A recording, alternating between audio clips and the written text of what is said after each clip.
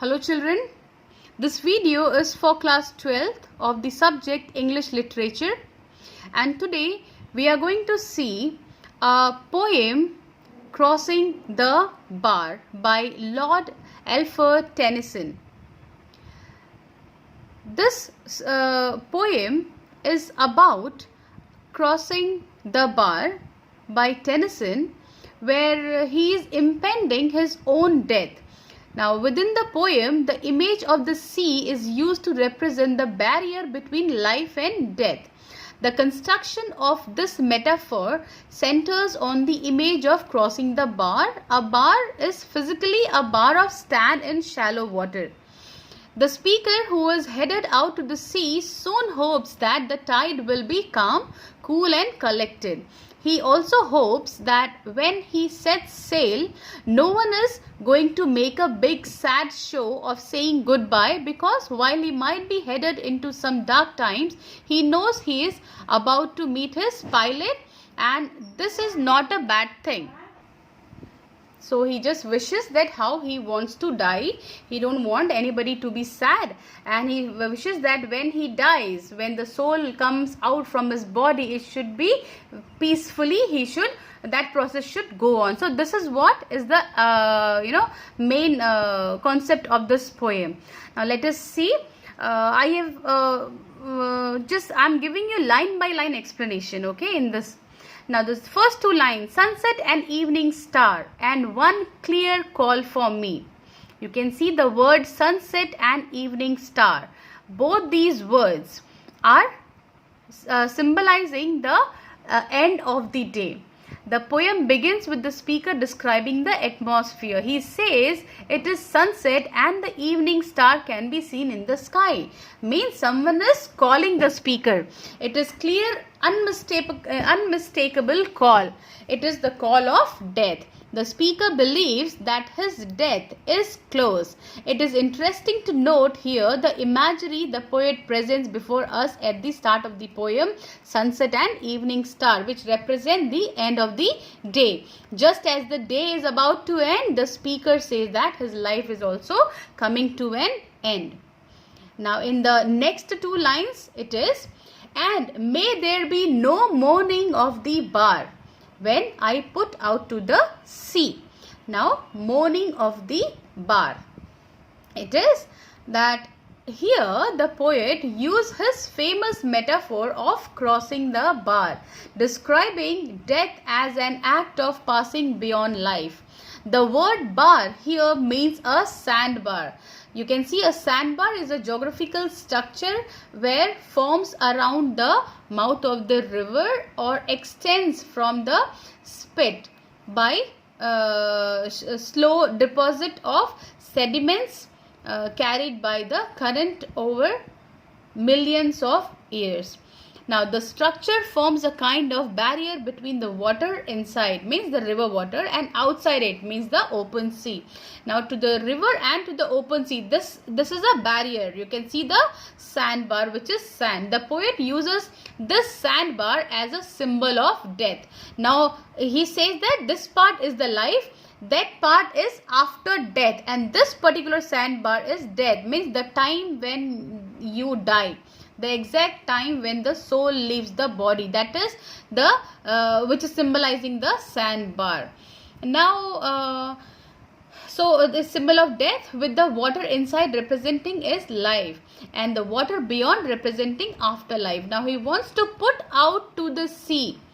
Put out to the sea means die. After dying, what will happen? Without the mourning of the bar. The poet wishes his death to be without pain and without mourning, means nobody should cry when he leaves, and when I die it should be without pain. In the next lines he says that, but such a tide as moving seems asleep, too full for sound and foam. Then again he says here that through the poem, the poet compares his impending death to crossing a bar. In the stanza, the speaker of the poem talks about the inevitability of death, means which is of course unavoidable. A person has to die a day. So he is telling that it is unavoidable. The poet wishes that when he puts out to the sea, that is when he dies, let it be like a ride which seems asleep as it moves. The speaker wants his death to be smooth, like a calm sea wave which is too full for sound and foam. The speaker hopes that his death will be silent, smooth and quick, making no fuss. He simply said that when I die, I should die peacefully. I should not have any, such bad things in my mind or some regrets in my mind. I also want that the people around me also don't, express so much mourning. They should not be so sad on my death. So this is his wish. Now in the next lines, he says, when that which drew from out the boundless deep turns again home. Now, turns again home. What is home? What do you think home the poet refers to? The home is the heaven, the home of the soul. In the subsequent lines, the poet used the example of river and the sea to express the kind of death he wishes for himself. Like the water from the sea evaporates and turns into clouds. These clouds bring rain, entering the water into river, and these rivers too flow, carrying their water and eventually pouring it into the sea. They thus complete a cycle, or the water cycle, from where the water comes. So the water comes from the place and ultimately it goes again to the same place. Just like that, the speaker considers himself like water and says that it is also returning to the same place from where it come. Now the boundless deep here apparently stands for the sea, and in an allegorical sense of the place of the poet believes he will go to after his death. Now here we should notice that the stanza is a strict continuation of the idea introduced in the first stanza. The lines of the first stanza, when I put out to the sea, together with this one makes the complete meaning of the verse. Now, as I told you, the water cycle, the water again goes back to the same place from where it come. The soul also have to go to the same place from where it has come. So God has given us birth. So the soul, the home of the soul is to the God. So after when I die, the soul will again go back to the God. So this is how water is representing the soul. Now in the next lines, twilight and evening bell, and after that the dark. Now what does this means? In the third stanza, the poet again resorts to describing the atmosphere to convey his inner feelings. It was sunset when the speaker started the poem, but now it is twilight. The sun has already gone down the horizon and dusk is settling. The speaker can hear the evening bell tolling. It is the indication that night is approaching. Then after a while it gets dark. It is night. So the poet here uses twilight to show us the state of his life. Just as the day has ended, his life too is about to end. Here twilight stands for sadness, darkness and grief, portray the speaker's miserable state before his death. Of course, before dying, everything becomes dark. The soul, leaves the body. So this is the time where he tries to, indicate by this night and the twilight time. So when twilight is the just time when the person is dying, and after death it is dark. So after death it is night. So like that, the poet is giving reference of twilight and the night, that how the soul is leaving the body and entering to the dark. And may there be no sadness of farewell when I embark. Now what is embark? Is to start. What will start? The body, the soul from the body will start. Embark to the sea also it has been used. It is when the journey they will start. The speaker expresses his hope that there will be no sadness of farewell upon his death. The sadness of farewell is ambiguous and can mean both the speaker's own sadness as he departs from the life, or the sadness of the people whom he leaves behind and who are saying farewell to him. However, we think the former is more relevant. Again, Lord Tennyson writes, when I embark, to convey the idea of the speaker's death. Thus, it is evident from the word embark that death is not seen as a final destination by the poet, but rather as a new beginning. Because what we know that the life starts when you get birth and it ends when you die. So when we talk about start and end, we just speak birth and death. But according to the poet, his journey starts, the second stage is after death. After death, now there is a new beginning. What is going to happen after death?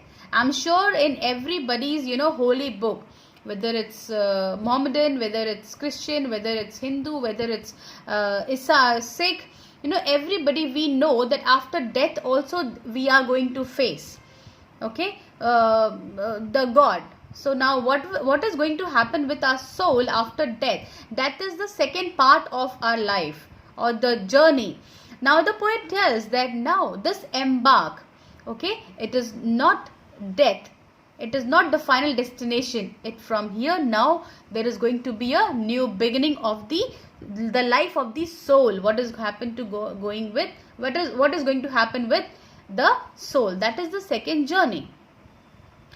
Now, for though from out are born of time and place, the flood may bear me far.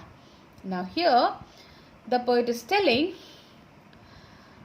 in the previous stanza of the poem, we see that the speaker's positive attitude towards death.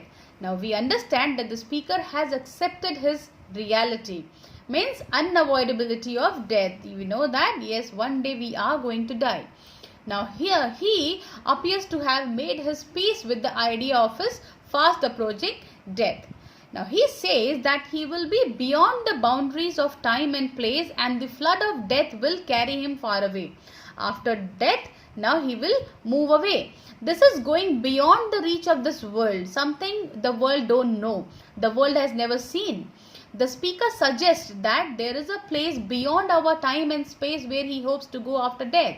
We are thus acquainted with the poet's belief in afterlife, because we all believe, many of us believe that after death again there is another life. Now if you have done good deeds, you will go to the heaven, but if you have bad deeds, of course you will be going to the hell. So like this our all holy books have taught us, so we know that. So here in this poem also we can see the belief of this poet, that he also believes in the after life. So by this he tells that now we will see that what happens with me.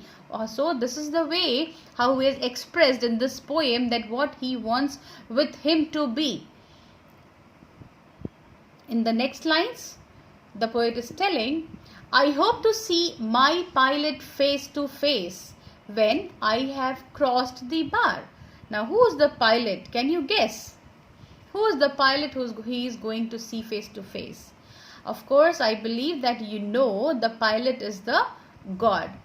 These final lines of the poem are hidden meanings. It has hidden meanings. Firstly, we are told that the speaker hopes to see the pilot face to face when he will have crossed the bar. Here, the word pilot is a direct reference to God. The poet had peculiar views on religion. Since God is considered to drive the world and all living things, we see the pilot reference of the divine world in the poem.